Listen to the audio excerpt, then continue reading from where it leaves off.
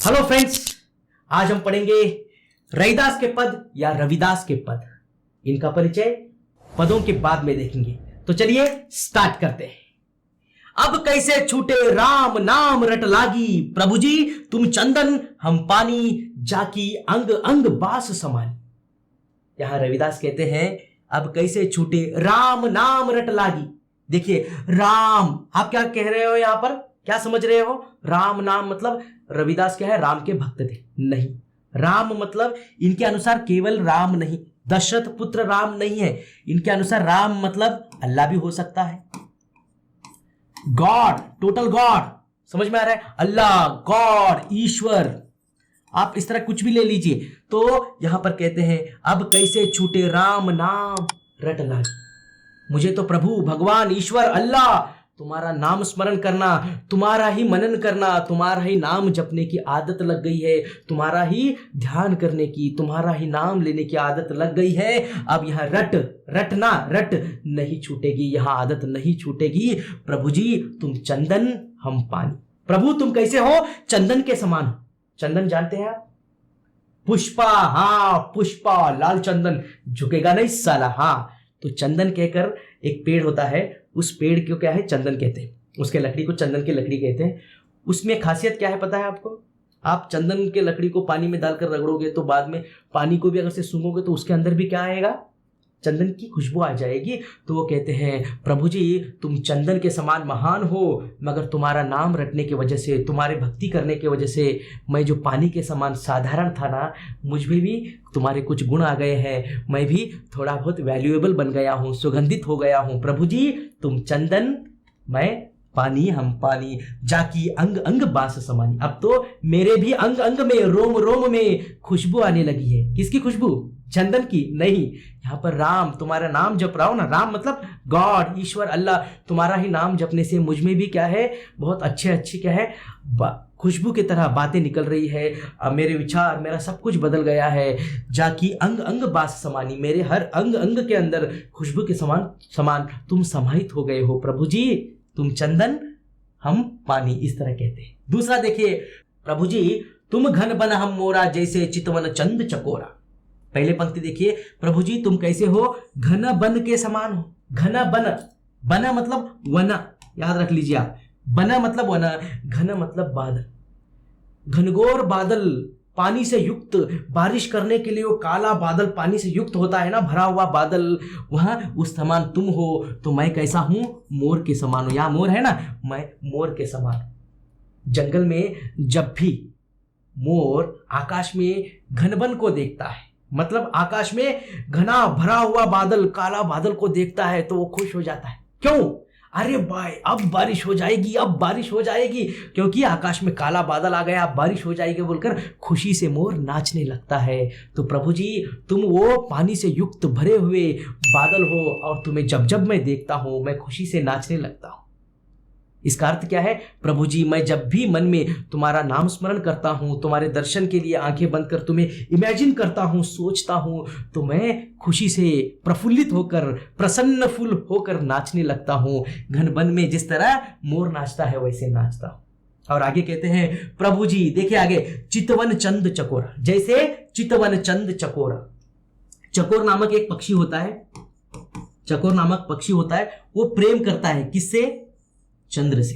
चकोर नामक पक्षी क्या कर रहा है? चंद्र से प्रेम करता है, लव करता है। अरे चांद के साथ लव कर सकते हैं क्या? चांद उतना ऊपर, पक्षी यहां पर पेड़ के ऊपर बैठा हुआ। हाँ, ये चकोर पक्षी क्या करता है ना, चांद से इतना प्रेम करता है, बहुत प्रेम करता है, तो उसे पाने के लिए, उसके पास जाने के लिए उड़ता है, फिर बहुत दूर उड़ने के बाद थक कर वापिस आकर फिर उसी पेड़ के टहनी पर बैठ जाता है, और उसको देखकर कितना खूबसूरत चांद है, कितना अच्छा चांद है, इस तरह सोच सोच कर क्या है, केवल उसे निहारते रहता है। देखना, चितवन मतलब देखना या जस्ट देखना या निहारना। हाँ, वहां निरखना हो गया, मतलब निहारना, देखना। इस तरह यहाँ क्या है, चकोर पक्षी देखता है ना, प्रभु जी मैं भी तुम्हें केवल मन ही मन देखता हूँ, और तुम्हें पाने के लिए बहुत ही अंदर से अंदर कोशिश करता हूँ। जैसे चितवन चंद चकोरा, चकोर पक्षी चांद को पाने के लिए जिस तरह प्रयत्न करता है, मैं वैसे करता हूं। प्रभु जी तुम बहुत महान हो, बहुत अच्छे हो, इस तरह रैदास कहते हैं। आगे देखिए, प्रभु जी तुम दीपक हम बाती, प्रभु तुम दीपक हो तो मैं बाती हूँ। ये रहा दीपक और इसके अंदर यूज होने वाला बाती, रुई का कपड़े का बाती बनाते हैं ना। प्रभु जी तुम दीपक हो तो मैं एक बाती हूँ और तुम्हारी ज्योत जलते रहती है, मैं खुश होते रहता हूँ। तुम प्रकाश देते रहते हो, तुम्हारे नाम स्मरण में मैं प्रकाश ले लेकर खुश हो रहा हूँ। प्रभु जी तुम दीपक मैं बाती, जाकी ज्योति बरे दिन राती। और क्या कहते हैं, जाकी ज्योति मतलब ये जो दीपक है, इस दीपक की ज्योति क्या करते रह रही है, और बढ़ रही है, दिन रात और बढ़ रही है, और मेरी बाती जल रही है। तो मैं बहुत खुश हो रहा हूँ, मेरा जीवन सफल हो रहा है। तुम और प्रकाश दे रहे हो, और प्रकाश दे रहे हो, तो मेरी आयु तो घट रही, मैं बाती हूं ना, मेरी आयु घट रही है और तुम्हारा प्रकाश बढ़ते ही जा रहा है। मुझे बहुत बहुत खुशी हो रही है। मतलब तुम्हारे प्रकाश के अंदर, तुम्हारे नाम स्मरण में मैं अपने आप को खो रहा हूं। रोज दिन गुजर रहे हैं ना, तो इस तरह रविदास की आयु कम होती जाती है ना, तो उस तरह वैसे ही क्या है, तुम्हारे नाम स्मरण में और प्रकाश बढ़ रहा है और उजाला हो रहा है। मैं खुश हो रहा हूँ, मेरी आयु घट रही है, परवाह नहीं है, मगर मैं तुम में लीन हो रहा हूँ, मुझे बहुत अच्छा लग रहा है। प्रभु जी तुम दीपक हम बाती, जाकी ज्योति बरे दिन रातें। बरे में तुम बढ़ रही है, तुम्हारी ज्योति बढ़ रही है, दिन रात बढ़ रही है, मुझे बहुत अच्छा लग रहा है, तुम्हारे प्रकाश में मैं डूब रहा हूँ। प्रभु जी थैंक यू, इस तरह वहाँ कहते हैं। आगे ये बहुत इंपॉर्टेंट, मुझे बहुत पसंद है। प्रभु जी तुम मोती हम धागा। यहां क्या कहते हैं, प्रभु जी तुम ये मोती हो तो मैं धागा हूं। मोती आप जानते हैं ना, मोती बहुत ही कॉस्टली होते हैं मोती। और धागे की कीमत कैसी होती है, धागा बहुत सस्ता होता है, 5-10 रुपए में मिल जाता है। मोती मिलेगा क्या, नहीं, मोती के लिए हजारों लाखों रुपए खर्च करना पड़ेगा आपको। तो यहाँ कहते हैं प्रभु जी तुम मोती हम धागा। प्रभु तुम मोती हो, बहुत ही कॉस्टली हो, बहुत ही मूल्यवान हो, और मैं धागा बहुत ही तुच्छ हूँ। मगर तुम्हारे से मिलने की वजह से, तुम्हारा नाम स्मरण करने की वजह से, तुम्हारा ही नाम जपने की वजह से मेरी भी वैल्यू बढ़ गई। कैसे, देखिए यहाँ कैसे वैल्यू बढ़ती है। यहाँ जो देखिए हार दिख रहा है, इसको कैसे पिरोया गया है, किसमें, धागे में। हाँ, आप नॉर्मली जस्ट विथआउट एक भी अंदर मोती नहीं है, उस धागे को लेने जाओगे तो कितने में मिलेगा, 5, 10, 15, 20 रुपए में मिलेगा। अब यही अगर से मोतियों का हार लेने जाओगे तो लाखों रुपए में मिलेगा ये। तो ये लाखों का रेट, मतलब उसी के साथ धागे का रेट भी आ गया, मतलब रेट बढ़ गया ना, इस धागे का रेट लाखों का हो गया वो मोतियों की वजह से। तो वह वही कहते हैं प्रभु जी तुम मोती हम धागा।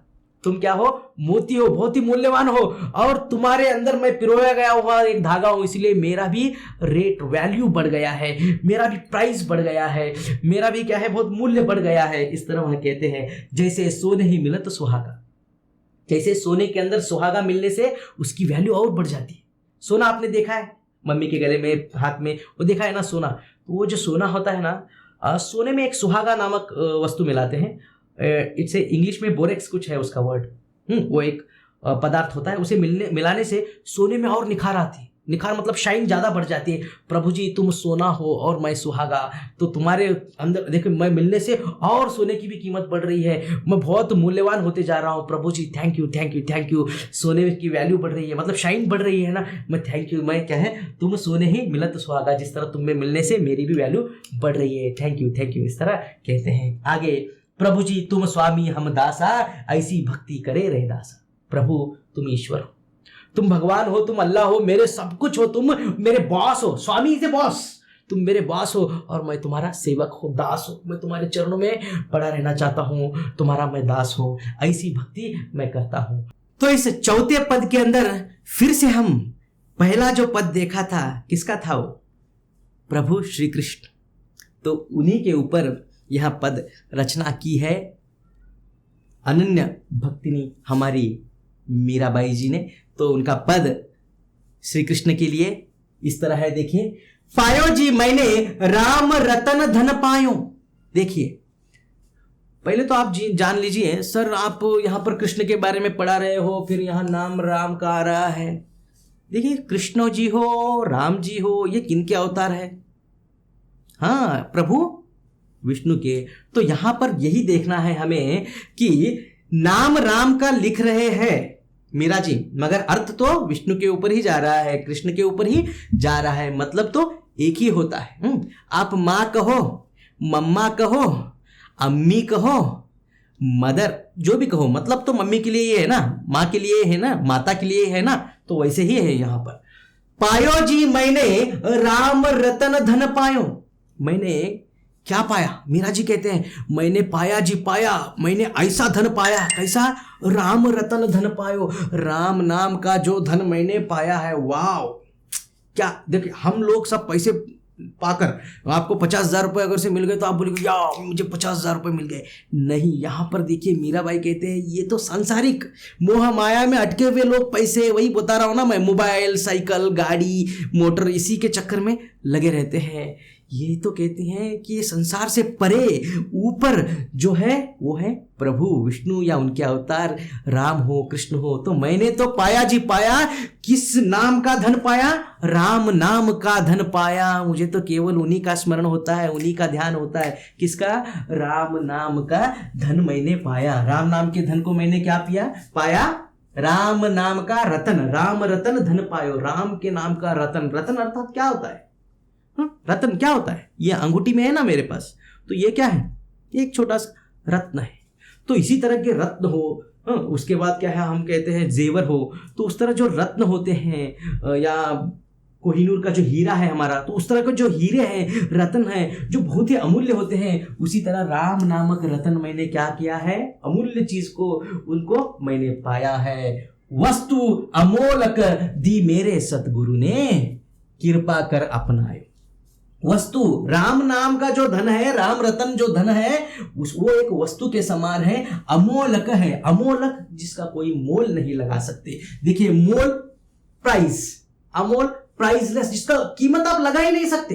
अगर से मैं आपको पूछूं आपके जान की कितनी कीमत है? 100 रुपए, 200 रुपए, 1000 रुपए, लाख रुपए, 10 लाख रुपए? नहीं। आप कहोगे सर 1 करोड़ दे दो, ले लो मेरी जान।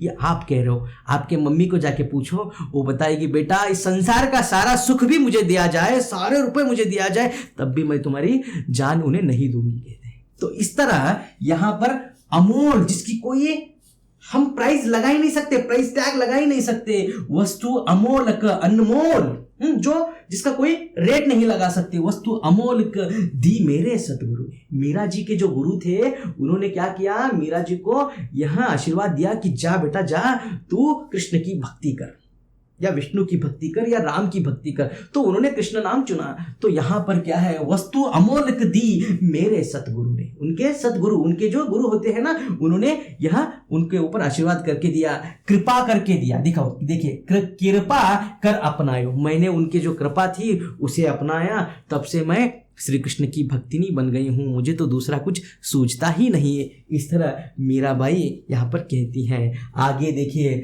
जन्म जन्म की पूंजी पाई। देखिए, लोग एक ही जीवन में कुछ तो एक प्लॉट ले लेते हैं, घर ले लेते हैं, गाड़ी ले लेते हैं, या खेत ले लेते हैं। यहाँ पर क्या कहती है मीराबाई? जन्म जन्म की पूंजी पाई। जन्म जन्म की पूंजी, ये जन्म नहीं, अगर से अगला जन्म, उसका हर एक जन्म की पूंजी, पूंजी मतलब धनराशि, संपत्ति इतनी पाई कि जन्म जन्म के लिए भी मेरे लिए काफी है। केवल श्री कृष्ण का नाम, उनकी भक्ति पाई। जग में सभी खोवायो। जग में अर्थात इस संसार में मैंने सब कुछ खोया, सब छोड़ने को तैयार हूं। मेरे को जो सबसे परम अनमोल, बहुत ही कीमती क्या था? प्रभु की भक्ति, प्रभु का नाम स्मरण, वो मुझे मिल गया। इस जग का सब कुछ मैंने खोया, छोड़ दिया। खोया, खो जाना, गुम जाना, छोड़ देना। तो इस तरह छोड़ा मैंने।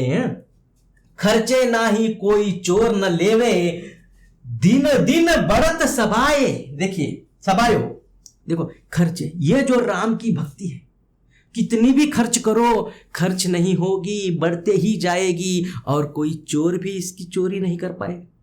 सर क्या कह रहे हो, समझ में नहीं आ रहा। अरे बहुत सिंपल है। आपके जेब में 5,000 रुपए है, समझ लीजिए। उसे आप कहीं पर जाकर कुछ शर्ट कपड़े लेते हो, 1,000 रुपए वहां चले गए, कहीं और जाते हो, कुछ खाना खाते हो, 1,800 बिल हो गए, तो आपके 5,000 में से तो 2,000 चले गए खर्चे में। तो आपके पास जो संपत्ति है वो इस तरह खर्च करने से कम हो जाती है, जैसे जैसे आप बांटोगे कम हो जाएगी। मगर मीराबाई क्या कहती है? देखो, खर्चे ना ही कोई चोर न लेवई। राम नाम की जो भक्ति है, कृष्ण नाम की जो भक्ति है, इसमें जिस तरह मैं नाम जपती हूं, कोई मिलता है, उन्हें क्या कहते हो? जय श्री राम, राम राम कहती हूं। तो मेरे तरफ से तो दो शब्द चले गए राम राम नाम के।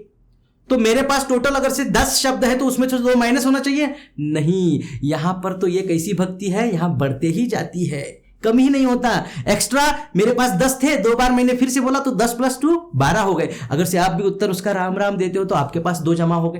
तो ये कितनी अच्छी भक्ति है, ये कभी घटती नहीं, माइनस नहीं होती, कम नहीं होती। खर्चे जितना भी बांटना चाहो, किसी से भी मिलते हो, नमस्कार क्यों करना, गुड मॉर्निंग क्यों कहना, राम राम।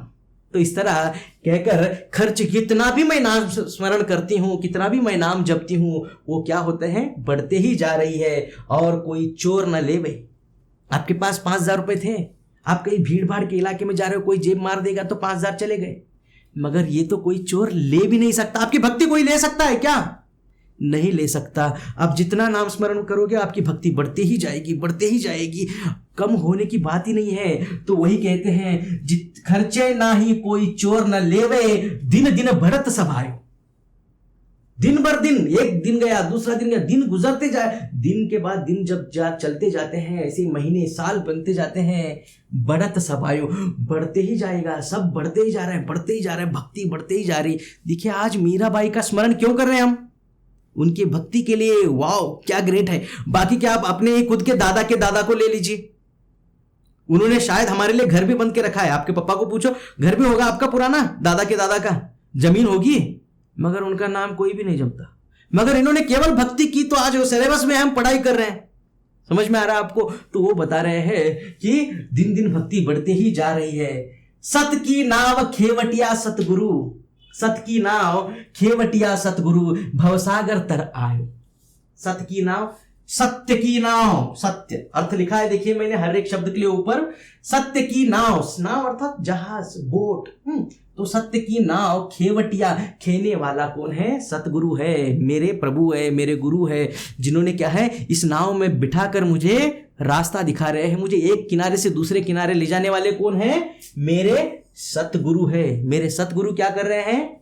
इस संसार नामक सागर में, समुद्र में, संसार को क्या कहा गया है? समुद्र कहा गया है। उसमें सत्य नामक इस नाव के अंदर बिठाकर मुझे मेरे सतगुरु एक जगह से दूसरी जगह पार लगा रहे हैं, अर्थात इस जीवन से मुक्ति की ओर ले जा रहे हैं। भवसागर तर आयो, भवसागर वही संसार, इस सागर से तर, तरा अर्थात उद्धार करना, तरना, उद्धार करना, पार कराना, मुक्ति दिलाना। ये कौन कर रहे हैं? मेरे सदगुरु कर रहे हैं। क्यों? आगे देखिए, मीरा के प्रभु गिरिधर नागर।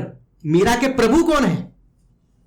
यस, श्री कृष्ण उनके प्रभु है। गिरिधर, श्री गिरिधर मतलब कौन सर? गिरिधर श्री कृष्ण का और एक नाम है, क्योंकि उन्होंने क्या किया था? गिरी को, पर्वत को अपने छोटी सी उंगली पे, सबसे छोटी उंगली जो है उसके ऊपर उठाया था, इसीलिए उनका नाम पड़ गया गिरिधर। मीरा के प्रभु गिरिधर और नागर, नागर अर्थात चतुर, इंटेलिजेंट, सुपर ब्रिलियंट थे। श्री कृष्ण बहुत ही इंटेलिजेंट थे। तो मीरा के प्रभु गिरिधर नागर, हरक हरक जस गायो, हर्षित प्रसन्न होकर मैं उनकी यश की कीर्ति गा रही हूं। मीराबाई कहते हैं हरक हरक, प्रभु जो गिरिधर धरने वाले प्रभु है, जो चतुर है, जो इंटेलिजेंट है, उनके बारे में मैं तो हर्षित होकर, खुश होकर, उल्लासित होकर बार बार उनकी यश की, उनकी कीर्ति हर जगह पर भजन में, गाने में गाते रहती हूँ, उनका नाम स्मरण करते रहती हूँ, उनका महानता बताते रहती हूँ।